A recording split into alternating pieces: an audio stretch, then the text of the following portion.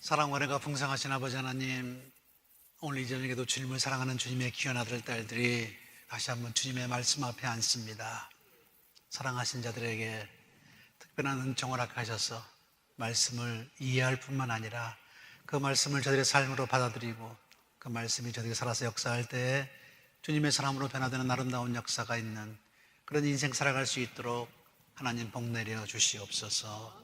이 저녁에도 저들의 마음과 생각을 주님께 초점 맞출 수 있도록 인도하시고 저희를 사랑하시는 그 주님의 손을 꼭 붙들 수 있는 귀한 시간을 하나님 인도하여 주시옵소서. 약하고 부족하여 저들의 마음과 생각에 여러 가지 세상의 소리들이 들리고 많은 세상의 것들에 대한 관심으로 인하여 마음이 혼란스럽지만은 이 시간 저들의 마음을 다시 한번 붙들고 주님 앞에 앉습니다. 주님, 성령의 감동함을 주실 뿐만 아니라 말씀을 통하여 저들의 삶이 변화받게 하시고 말씀을 통하여 다시 한번 이 세상을 살아갈 수 있는 힘을 얻는 믿음의 귀한 자들로 하나님 함께하여 주시옵소서. 감사드리며 축복하며 예수님의 이름으로 기도하옵나이다. 아멘. 오늘 이 저녁에 우리가 함께 공부할 내용은 로마서의 내용입니다. 여러분 교재 보시면은 제목이 칭의라고 되어 있습니다. 그리고 믿음으로 이루어지는 올바른 관계다라고 얘기를 합니다. 로마서라고 하는 서신서는 사도 바울이 자기의 삶에서 맨 마지막에 썼던 서신서라 이렇게 얘기를 합니다. 맨 먼저 썼던 책은 어떤 서신서죠? 데살로니가 전서, 후서가 가장 먼저 써진 책이고 서신서고 그리고 로마서가 맨 마지막입니다. 그래서 로마서를 보통 사도 바울의 신학의 집대성이다. 모든 것을 다 합쳐놓은 거다. 그렇게 얘기를 합니다. 그래서 로마서를 우리가 잘 이해하면은 사도 바울의 신학을 우리가 볼 수 있습니다. 그래서 어떤 사람들은 사도 바울의 그 신학이 다 거기에 나와 있기 때문에 로마서가 참 어렵다라고 생각하는데 그것은 로마서가 쓰여진 배경을 잘 몰라서 그렇습니다. 조금 그 사정을 알면은 그 로마서가 왜 그렇게 쓰여졌는지를 알 수가 있고 그리고 로마서를 이해하는 게 조금 도움이 됩니다. 로마서는 로마에 있는 기독교인에게 사도 바울이 쓴 책입니다. 어떤 상황에서 이방인들에게 부조금을 받아가지고 부의금을 받아가지고 그리고 로마 교회를 로마 교회가 아니라 사실 예루살렘 교회를 도우러 가는 길이에요. 자, 그런데 로마서의 편지를 쓰면서 자기가 하고 있는 일을 어떻게 설명할까 굉장히 고민을 합니다. 한번 여러분 생각해 보시기 바랍니다. 유대인들 크리스찬들한테 이방인들 크리스찬들에서 모은 돈을 가지고 가는데 예루살렘에 있는 그 콧대 높은 잘난 유대인 크리스찬들이 이 돈을 정말 받을까라고 하는 고민이 있다라고 하는 얘기예요. 자, 그런 생각으로 로마서를 쓰기 시작하는 겁니다. 그러니까 사도 바울의 거의 마지막 사역에 가까운 것이고 사도 바울은 나중에 로마를 꼭 가고 싶어하고 그리고 로마를 거쳐서 스페인까지 가면은 자기가 세상 끝까지 복음을 다 전한다고 생각했습니다. 그때는 스페인이 세상의 끝이라고 생각했기 때문에 자, 그런 상황에서 사실은 편지를 쓰는데 여러분이 잘 아시는 것처럼 사도 바울이라고 하는 사람은 이방인의 사도였습니다. 알죠? 왜 이방인의 사도가 됐어요? 처음부터 이방인을 좋아해서 하나님이 그렇게 선택을 해서 maybe 왜 그러죠? 처음에 기독교인이 된 초대 기독교인들을 핍박한 사람들이라고 해서 사실은 원래 이스라엘에 있던 예루살렘에 있던 그런 기독교인들한테 조금 이상한 사람이라고 생각을 해가지고 안 받아들여줬습니다. 그래서 그 중개 역할을 한 사람이 바나바라고 하는 사람입니다. 그렇죠? 바나바가 바울을 사울을 이제 바울이라고 그랬고, 이 사람을 다시 소개시켜서 옛날 그 사울이 아니다라고 해가지고 어떻게 해요? 거기에 데리고 가긴 했지만은 영 어떻게 해요? 사도들이 안 써먹는 거예요, 그죠? 왜? 옛날에 핍박했던 사람들이 와서 우리하고 똑같은 동지라고 하니까 옛날에 그 사람에 의해서 많은 사람이 죽었거든요. 그래서 결국 사도 바울이 참다가 이방인의 사도로 나가는 겁니다. 물론 나중에 사도 바울은 자기가 이방인의 사도로 부르심을 받았다라고 스스로를 정의를 하긴 합니다만은 그것이 하나님의 섭리였기도 했겠지만은 어쩔 수 없는 선택이었다라고 하는 그런 얘기입니다. 그래서 이제 이방인들에게 복음을 전하면서 항상 어디에 관심이 있었어요? 전통적인 유대인 크리스천들이 과연 나를 어떻게 생각할까라고 하는 것에 대한 관심이 굉장히 많았다라고 하는 얘기입니다. 자, 요즘도 여러분 생각합니다.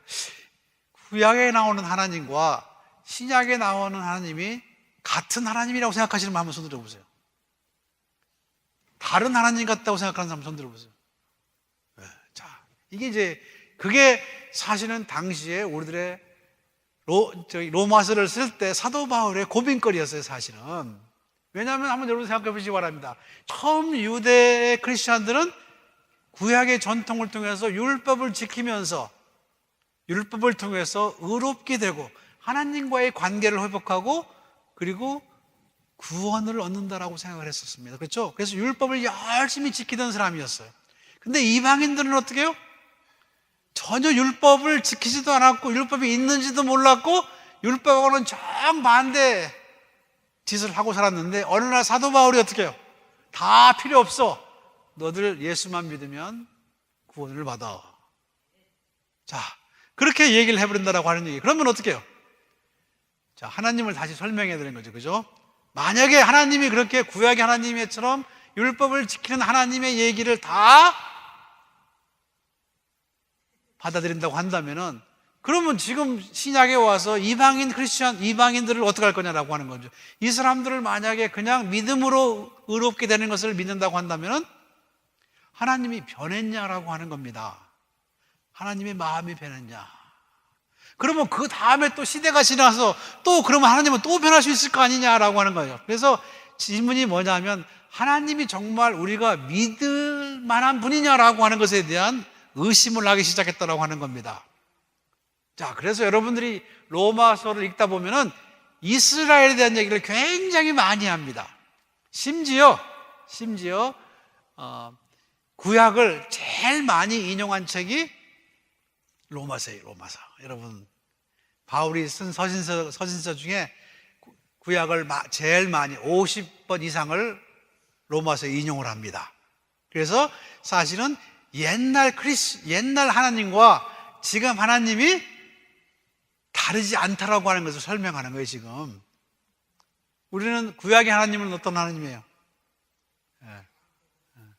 굉장히 우리를 힘들게 하시는 하나님입니다. 분노하시고, 질투하시고, 그리고 그냥 싹 쓸어버리는 하나님 생각하잖아요. 그죠? 구약의 하나님, 신약의 하나님은 사랑의 하나님, 용서하시고, 우리를 위해 대신 죽으시고. 그렇기 때문에 다른 것 같은데 이것이 다른 것이냐라고 하는 것을 로마서에서 우리는 공부를 해야 됩니다. 자, 로마서를 보면은 맨 먼저 여러분들이 아시는 것처럼 사람들을 평가하는 기준이 유대인들에게는 율법이라는 게 있었습니다. 그죠?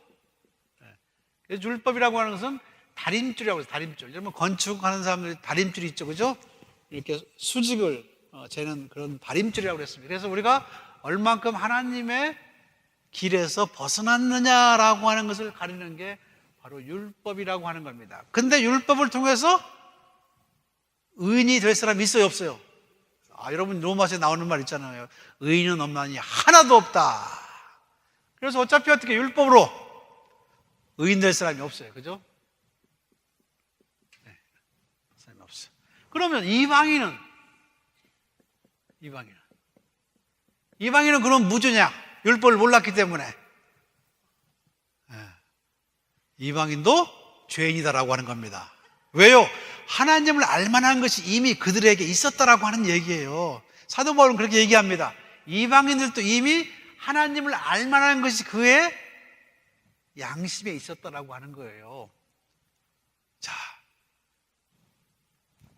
그러니 이방인도 어떻게 해요? 구원해서 자격이 없다라고 하는, 의인이 아니야. 그래서 그러면 의인이 되는 방법이 뭐냐? 그것은 예수 그리스도라고 하는, 예수 그리스도를 뭐라고 얘기하냐면 하나님의 의라고 얘기합니다. 이 말을 여러분이 알아야 돼요. 하나님의 의. 하나님의 의라고 하는 것은, 의가 뭐라고 하는 것 뭐죠? 의는 righteousness는 뭐예요? 관계를 전부 회복시키는 거예요. 자, 하나님의 의, 예수라고 하는 분이 우리의 모든 관계를, 자, 원래 의인이라고 하는 말은 뭐예요? 관계가 전부 정상화된 사람이 의인이에요, 사실은. 그래서 여러분들이 십계명을 보면은 처음에 1부터 4까지는 하나님과의 관계, 그죠? 5부터 10까지는 사람과 사람과의 관계예요. 그걸 다 지키면 어떻게 우리가 의인이 되는 거예요. 근데 다 지킬 수가 없었다라고 하는 거예요, 그죠? 자, 그런데 하나님이 우리를 대신해서, 우리는 어떻게도 의인이 안 돼. 이방인은 율법이 없어 망하고, 유대인은 율법을 못 지켜서 망하고. 그래서 예수라고 하는 분을 우리에게 주셔서 예수를 우리가 믿고 받아들이면 우리가 하나님 앞에가 돼요. 의인이 된다라고 하는 얘기, 의인이. 예수를 적용해야 돼, 우리한테. 그 외에는 다른 방법으로 구원을 받을 방법이 없다라고 하는 얘기입니다. 여러분, 이걸 잘 알아야 선교지 가서 또는 전도할 때 필요해. 사실은 예수를 처음부터 율법을 아는 사람은 율법을 못 지켜서 망했고, 그걸 몰랐던 사람들은 몰라서 망했고, 그런데 우리에게 하나님의 의가 나타났다라고 하는 얘기예요. 자, 하나님의 의라고 하는 것은 하나님이 예수의 몸으로 이 땅에 오셔서 어떻게 해요? 우리를 대신해서 모든 것을 대속하셨다. 리뎀션이라고 얘기하는 거예요, 그죠? 구속하셨다. 돈을 주고 샀다라고 하는 거예요, 우리를. 자, 그것이 사실은 그것을 적용해야 하는 사람만 의인이 된다라고 하는 겁니다. 그래서 얘기하기를 이때 하나님도 같은 분이에요. 원래 하나님은 유대인만을 구하는 것이 아니라 모두를 구하는 것이 어떻게 해요? 하나님의 뜻이었다라고 하는 거예요. 그런데 유대인들은 일찍 율법을 맡아가지고 그 하나님을 알게 된 것뿐입니다. 그리고 이방인들은 나중에 알았어요. 근데 이방인들이 알게 된 이유는 어떻게 돼요? 율법을 가지고 있던 유대인들이 예수님을 거부했기 때문에, 그 덕분에 어떻게 해요? 그 복음이 이방에 가서 이방 사람들을 알게 됐고, 이방 사람들을 알게 된 다음에 어떻게 해요? 유대인들이 그것을 시기해서 그들도 돌아오게 될 것이다라고 하는 그런 얘기입니다. 여기서 하나님의 신실하심이 나타납니다. 그러면 처음에 율법을 맡은 이스라엘 백성을 하나님이 버릴 거냐? 천만의 말씀이다라고 하는, 하나님은 신실하신 분이에요. 그래서 이방인을 구원하심으로 말미암아 유대인들이 시기 질투가 나서 돌아오게 하실 것이다라고 하는 얘기를 로마에서 쓰고 있다라고 하는 얘기예요. 무슨 말인지 알겠죠, 그죠? 요걸 알아야지 여러분이 전도를 할 수 있어요.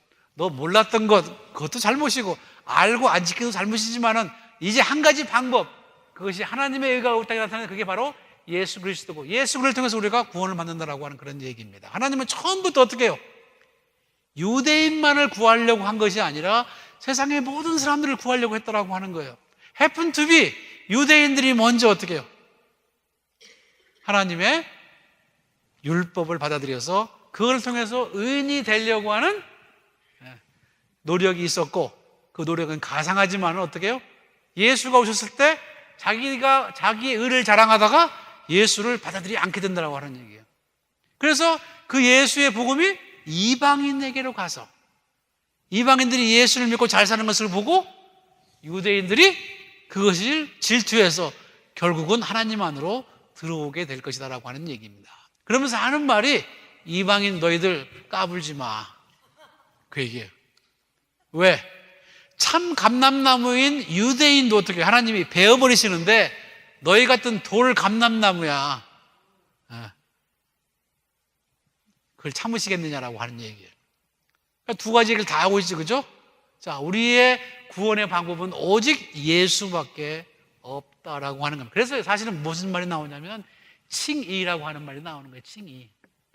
자, 칭의라고 하는 말은 의로운 게 아니고 의롭다고 봐준다라는 겁니다. 그죠? 칭해준다라고 하는 거예요. 우리가 의로워서 우리를 구원하시는 게 아니에요. 예수 때문에 우리를 어떻게 해요?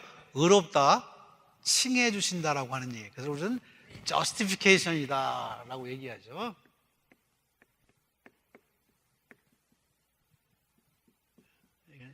영어로 justification, justify 한다라고 하는 거죠. 하나님 앞에서 우리의 관계를, 우리의 의로우심을 justify 해준다는 게 칭이라고 하는 거예요. 그래서 이 칭이라고 하는 것이 사실은 로마서의 굉장히 중요한 주제예요. 특별히 앞에다 뭘 붙이냐면 이신이라는 걸 붙여. 이신. 이신이면 다른 신이 아니고 이신이 이신.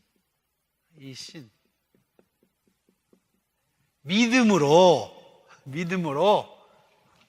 의롭다 칭해준다라고 하는 얘기입니다. 딴 게 아니에요. 이신칭이라고 하는 말은 말을 어렵게 해서 그렇지 믿음으로 우리를 의롭게 하다. 누굴 믿음으로? 예수를 믿음으로 말미암아 우리를 의롭다 준다. 그러니까 여러분들은 우리는 내가 잘났다는 말을 하면 돼요, 안 돼요? 안 되죠. 우리는 잘나서 구원받은 게 아니에요, 여러분. 단지 예수를 받아들였기 때문에 하나님 앞에 의롭다 하심을 받는 거예요. 그러면 우리뿐만 아니라 세상의 모든 사람들이 예수만 믿으면 의롭게 될 수 있다고 하는 얘기예요. 이것이 예수를 통해서 우리들에게 주어진 하나님의 복음이다라고 하는 거예요. 자, 이것을 사도 바울은 뭐라고 했냐면 나는 복음을 부끄러워하지 않는다라고 얘기합니다. 자, 왜요? 많은 사람이 그렇게 공격을 하면 야, 네가 유대인으로서 율법을 지키면 살다가 그러다가 크리스찬을 핍박하다가 이제 크리스찬이 하나가 돼가지고 어떻게 해요? 적당히 믿음으로 말미암아 이르는다 말이 맞느냐? 사도 바울은 나는 그것을 부끄럽지 않다라고 하는 거예요. 왜냐하면 만세 전부터 하나님은 우리를 구원하실 것을 예비하시고 준비해 오셨다라고 하는 얘기입니다. 이스라엘은 그 중에 하나님의 역사의 일부였다라고 하는 얘기예요. 일부였다. 그리고 하나님의 원래 뜻은 우리 모든 이방인들을 포함한 사람들을 전부 구원하는 것이었다라고 하는 얘기입니다. 그래서 사실 이렇게 얘기함으로 말미암아 사도 바울이 이방인 크리스찬들에게 예루살렘에 가뭄이 들어가지고 먹을 것이 없어. 그래서 이방 교회에서 연보를 많이 거두어가지고 지금 예루살렘에 갖고 가는데 예루살렘에 있는 유대인들이 그것을 안 받을까봐 얘기하는 거예요. 아니다라고 하는 거죠. 안 받을 이유가 없다라고 하는 거예요. 왜? 너희는 전부 주님 안에서 예수 그리스도 안에서 형제 자매고 서로 돕는 것이 마땅하다라고 하는 말을 지금 하고 있다라고 하는 얘기입니다. 근데 그렇게 여러분들이 그런 개념을 가지고 로마서를 읽으면 로마서가 굉장히 쉽습니다. 절대 어려운 책이 아니에요. 사도 바울이 하고 싶은 말은 그런 말이에요. 처음부터 하나님의 계획이었다. 이게 유대인들은 율법을 통해서 의인 되려고 노력했지만은 아무도 의인이 없었고 이방인들은 율법을 몰라서 죄를 지었는데 그렇다고 죄가 없는 게 아니다라고 하는 거죠. 왜냐하면 하나님을 알만한 것이 어떻게 해요? 이미 다 하나님이 보여줬다라고 하는 겁니다. 그래서 이제 하나님이 우리들에게 우리가 의롭게 되는 한 가지 방법을 제공했는데 그게 바로 예수 그리스도라고 하는 거예요. 그것이 우리의 의가 돼서 결국 예수를 우리의 삶에 적용시키고 내가 예수로 말미암아 구원받았다는 사실을 받아들이면 그것도 선물로 받아들이면 내 공로가 아니라 선물로 받아들이면 그때부터는 그 사람은 하나님 앞에 의로운 자가 되고 구원을 얻은 자가 된다라고 하는 그런 얘기를 기억하라라고 하는 거예요. 그게 사실은 로마서의 처음부터 끝까지 줄거리예요. 사실은 무슨 말인지 알겠죠? 이게 사도 바울 신학의 에센스입니다. 정수예요. 여러분 요것만 알면은 많은 이단들을 물리칠 수가 있어요. 우리가 다른 방법으로 구원을 얻는 게 아니야. 네. 그러니까 우리의 육체를 자랑하지 말라라고 하는 거예요. 이제 여러분이 그걸 알고 이제 다른 서신서를 읽으면은 사도 바울이 왜 그렇게 얘기했는지를 전부 어떻게 해요? 꿰뚫어 볼 수 있다라고 하는 얘기예요, 사실은. 다른 교회의 사정들을 설명을 했지 신학은 여기에 로마서에 다 나와 있습니다. 아무도 자기의 육체를 자랑하거나 자기의 근본이 어쩌다라고 얘기하고 옛날 족보가 어쩌다고 그런 말 하지 말라라고 하는 거예요. 아무 소용없다라고 하는 거예요. 예수를 믿는 자만 구원을 받는 것이고 그 구원에는 차별이 없다라고 얘기합니다. 그게 로마서 사도 바울의 신학의 가장 중심이고 기독교인들로서 굉장히 중요한 게 바로 여기에요. 로마서를 다 빗대보면 우리의 삶이 문제가 있다는 걸 알 수 있어요. 왜? 우리는 우리의 육체를 자랑하잖아요. 그죠? 내가 오래 믿었다. 3대에 걸쳐, 4대에 걸쳐 믿었다. 근데 여러분, 3, 4대에 걸쳐 이런 것은 사실 아무것도 아니야. 우리가 기독교 역사 짧아서 그렇지. 미국 교회에 있는 데는 우리는 처음부터 믿었습니다. 몇백 년인지도 몰라요. 그런 사람도 있어. 근데 우리는 가끔 그러죠. 몇 대에 걸쳐 믿었다. 우리는 기독교 역사가 짧아. 자랑할 게 없어요, 사실은.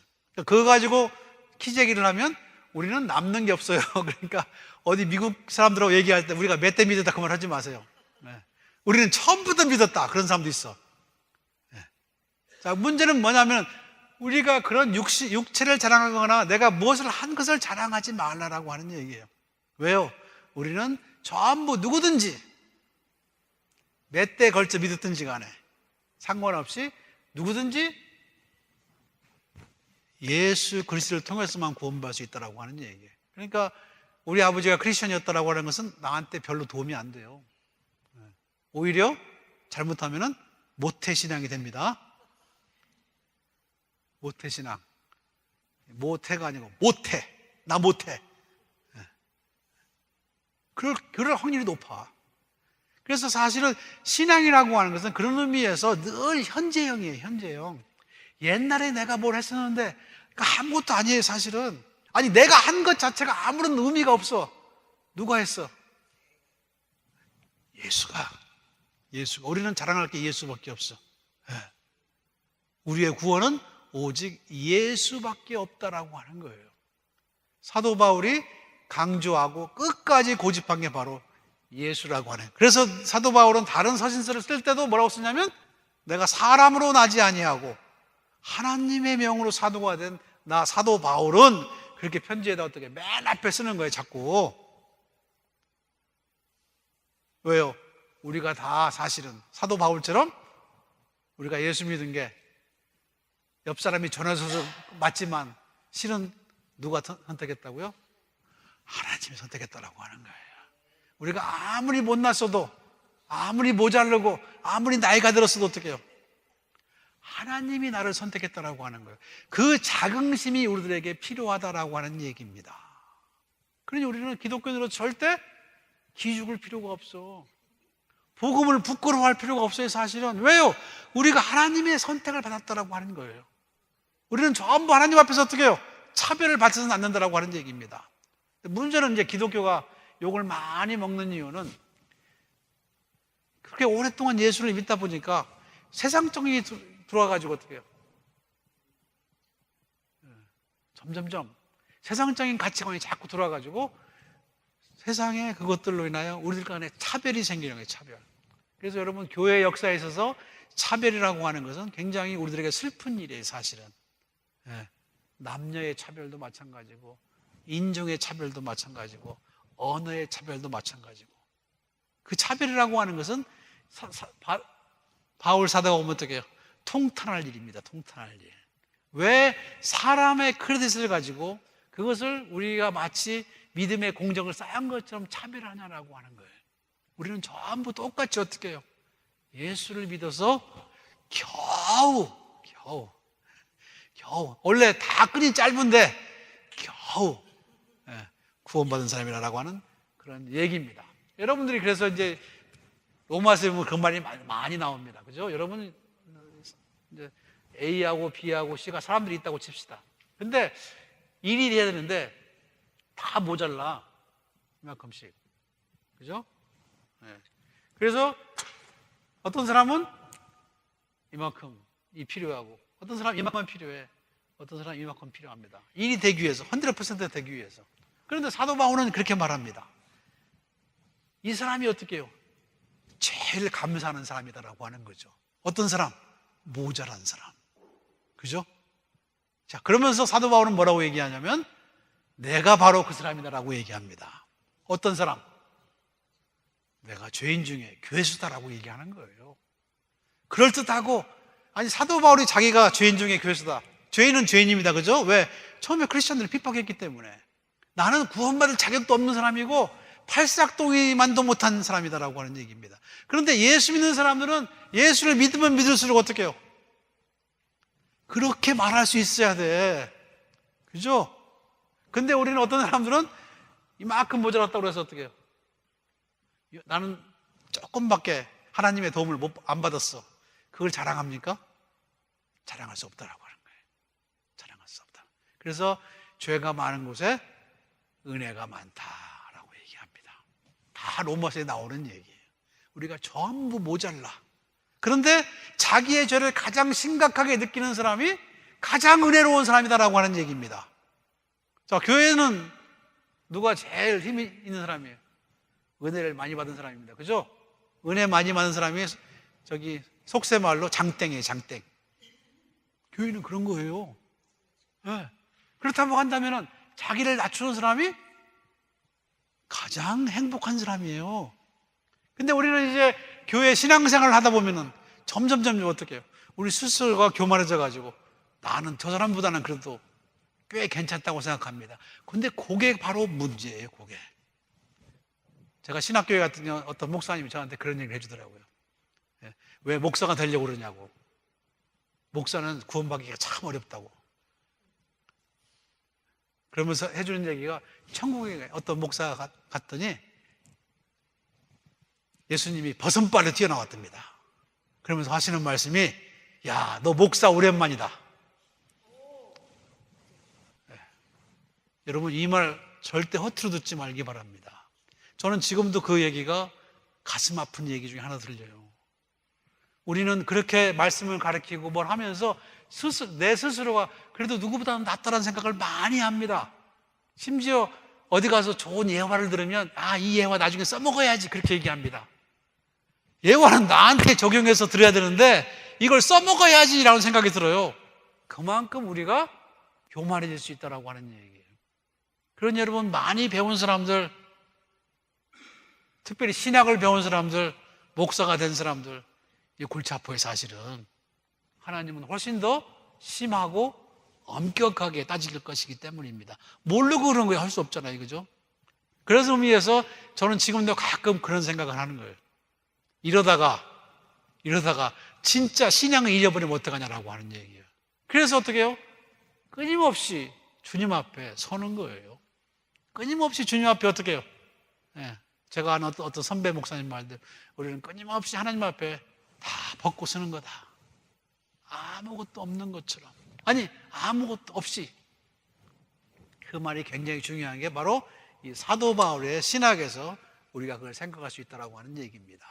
죄가 많은 곳에 은혜가 많다라고 하는 것이고, 그만큼 많은 것을 이루었던 사도 바울이 맨 마지막 서신서를 쓰면서 내가 죄인 중에 죄수다, 죄인 중에 괴수라라고 얘기하는 그런 것들에서 우리는 어떻게 해요? 신앙의 에센스를 받아야 된다고 하는 그런 얘기입니다.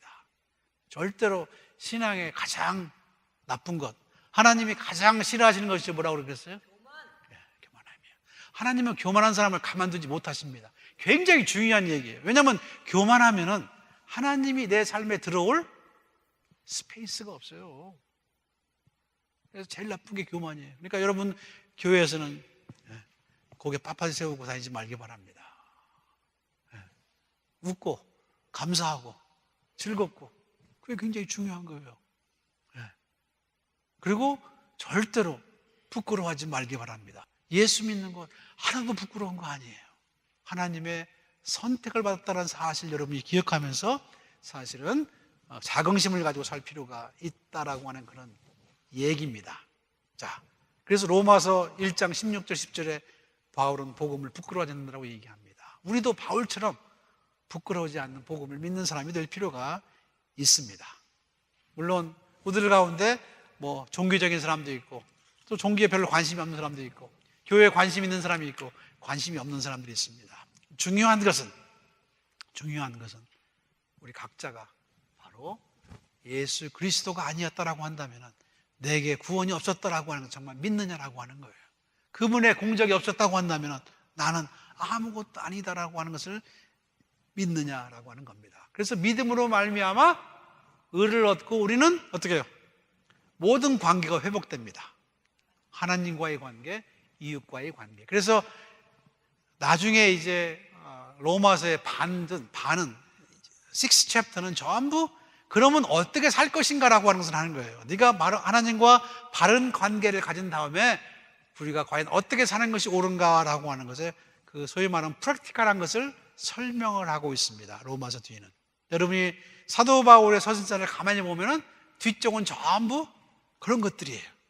그렇다면 우리가 어떻게 사는 것이 마땅하냐라고 하는 것을 서신서 뒤에 넣고 있고 그 맨 뒤에는 이제까지 내 사역에 도움을 준 사람의 이름을 쫙 적고 있습니다. 그게 다예요. 사도 바울의 서신서는.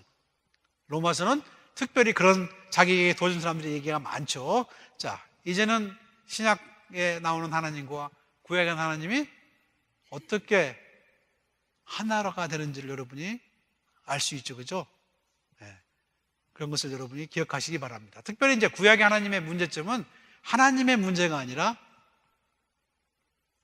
하나님을 바라본 사람들에게 문제가 있었다라고 하는 거예요. 그러니까 여러분들이 구약에 나오는 하나님의 얘기를 가지고 하나님이 원래 그러신 분이다 라고 하는 말은 조금 삼가시기를 바랍니다. 예를 들어서 여러분 가나안 땅에 들어가서 그때 전부 죽여라 그런 말이 나오죠. 하나님 잔인하잖아요. 그죠? 신약의 하나님에 비해서는 말이 안 되잖아요.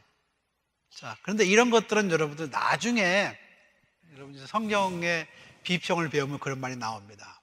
자, 유대인들이 바벨론에 잡혀가서 생각한 게 뭐냐면은 우리가 왜 망했느냐, 그것도 왜 이방인한테 망했느냐라고 하는 것을 얘기했을 때 두 가지를 생각했어요. 하나는 우상을 숭배했기 때문에, 그리고 안식일을 안 지켰기 때문에 우리가 이방인에게 망했다라고 생각을 했습니다.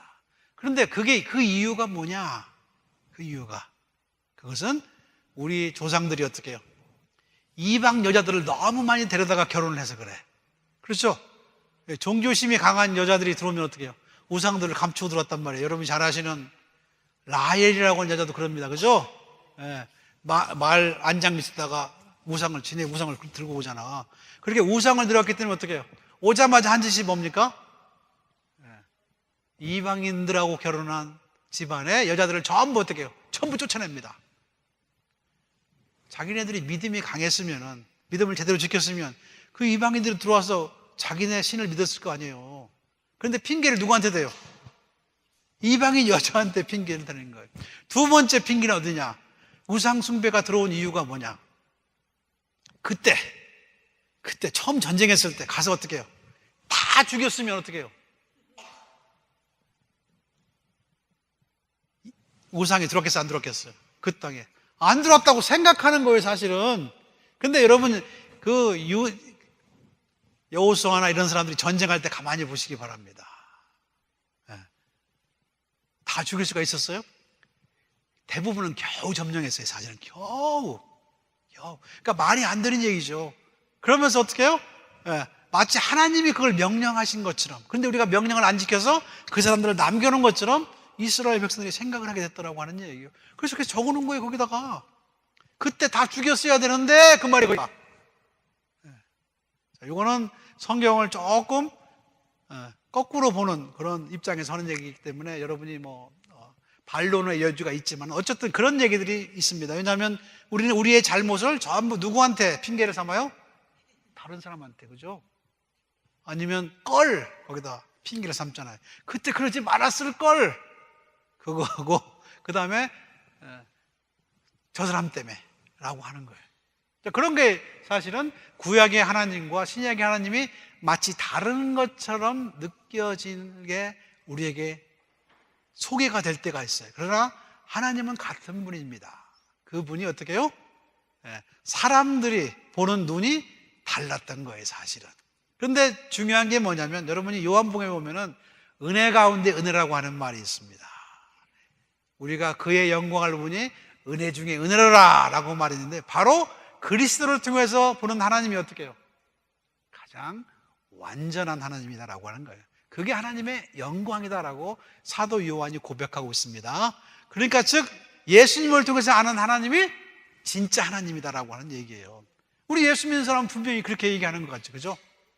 제가 옛날에 말라위안 나라에 가가지고 선교사들 한 120명 모아놓고 훈련하는데, 거기는 이제 기독교인들이 들어오고 모슬렘들이 들어오는데, 모슬렘들은 돈이 많아. 왜냐하면 사우디아라비아나 이런 데서 그냥 왕창 지원을 해가지고 일단 뭐부터 짓냐면은 성전부터 짓습니다.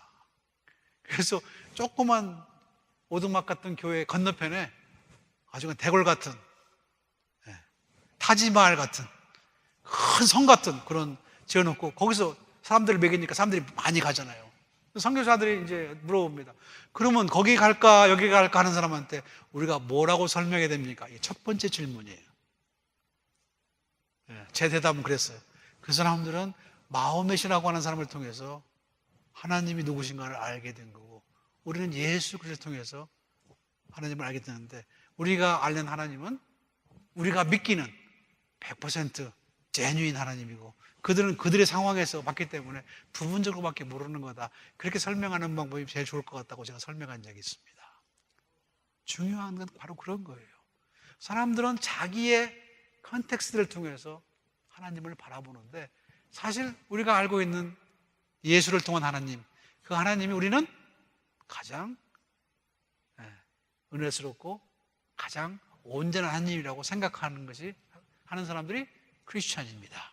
여러분이 그렇게 생각하는 줄 같아서, 사도 바울은 그런 의미에서 자기가 경험한 유대의 관점에서 본 하나님과, 그리고 자기가 다메섹 도상에서 만난 예수를 통한 하나님을 어떻게 해요? 로마서에서 뭐 하고 있어요? 레컨실리에이션 하고 있는 거예요. 만들어가는 거예요. 그분과 그분이 같은 분이었더라고 하는 거예요. 원래 하나님은 그런 큰 뜻을 가지고, 그래서 코스믹 크라이스트라는 말을 씁니다. 우주적인 하나님. 온 우주가 예수 그리스도가 나타날 것을 고대하고 있었다, 그런 말 쓰는 거예요. 그래서 사실은 그런 의미에서 로마서를 읽으면서 우리는 구약시대에서 온 하나님과 신약시대에 나타난 하나님을 어떻게 해요? 접목시키면서 그분이 그분이었다라고 고개를 끄덕끄덕 하게 된다라고 하는 거예요. 자, 그 나머지 얘기들은 여러분이 잘 아시는 것처럼 여러분의 교재를 보면 사실은 나옵니다. 몇 가지 중요한 얘기가 있어서 짚어줄 것이 뭐냐면, 여기서 이제 로마서에서 나오는 그 죄는 조금 우리가 생각하는 죄하고 조금 달라요. 우리는 죄라고 하는 것을 뭐라고 얘기합니까? 트레스패싱이라고 얘기를 합니다. 그죠? 트레스패싱. 하나님의 영역을 침범한 것이라고 나오는데, 로마서의 죄의 개념은 조금 다릅니다. 하나님과 화합하지 못하는 것을 죄라고 얘기해요. 하나님의 뜻을 그대로 따르지 못하고 하나님의 뜻과 조화를 이루지 못한 것, 그것을 로마서는 죄라고 합니다. 즉 이스라엘 백성들의 죄가 바로 그거였다라고 하는 거죠. 원래 하나님의 뜻을 온전히 행하지도 못했고 그 뜻에 합하지 못했다라고 하는 말이 로마서에서 나오는 얘기인데, 여러분들이 그걸 좀 여러분이 기억하시기 바랍니다. 그리고 또 한 가지는 샬롬이라고 하는 말이 나옵니다. 샬롬은 평강이라고 하는 얘기죠. 샬롬 to you.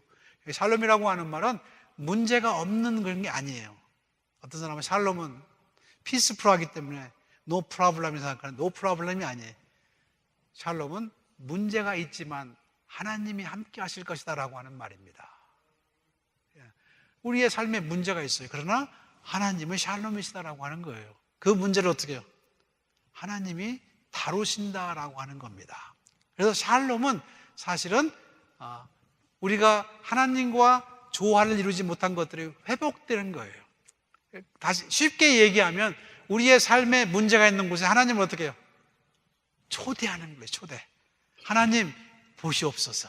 하나님 이게 문제입니다. 하나님 요게 문제가 있습니다라고 하는 것을 어떻게 해요? 하나님을 그 문제 있는 곳에, 조화가 깨진 곳에 오게 하셔서 우리의 삶에를 어떻게 해요? 평화를 가져오는 거예요. 그게 샬롬이에요, 사실은. 그러니까 여러분은 샬롬이라고 하면 바로 그렇습니다. 여러분의 문제가 해결된 게 아니에요. 문제가 있음에도 불구하고 하나님이 이미 맡으셨기 때문에 어떻게 해요? 마음의 평안을 누리는 겁니다. 그 짐에서 내가 벗어나는 거예요. 그런 의미의 샬롬을 여러분이 로마서에서 배울 수 있어야 됩니다. 자, 오늘은 또 속작 인두자 훈련이 있기 때문에 오늘은 여기서 이 정도로 마치고 다음 주에 고린도전서 하면서 얘기를 조금 더 하도록 하겠습니다. 기도하겠습니다. 사랑이 많으신 아버지 하나님, 오늘 또 저들을 통하여 하나님의 뜻을 이루고자 하는 주님의 귀한 뜻이 있어 저희가 하나님의 귀한 부르심을 입었음을 깨닫게 하시고 사도 바울의 신앙을 통하여 하나님을 다시 볼 수 있게 하심을 감사합니다. 주님, 저들에게 지혜를 주시고 주님의 은혜를 깨달을 수 있는 은총을 허락하셔서 저희 삶에 하나님의 은혜가 넘쳐남을 기억나게 하시고 저희가 의롭게 되고 구원받은 것은 우리 어떤 공로나 우리 어떤 자랑이나 우리가 어떤 업적이 아니라 바로 그리스도를 받아들이고 그리스도를 믿음으로 말미암아 우리에게 주신 하나님의 은총인 것을 다시 한번 고백하게 하심을 감사합니다.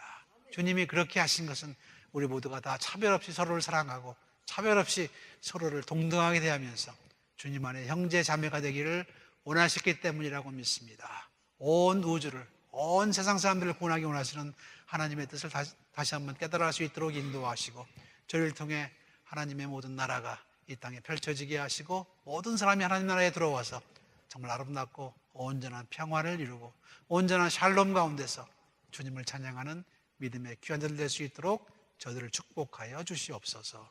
예수님의 이름으로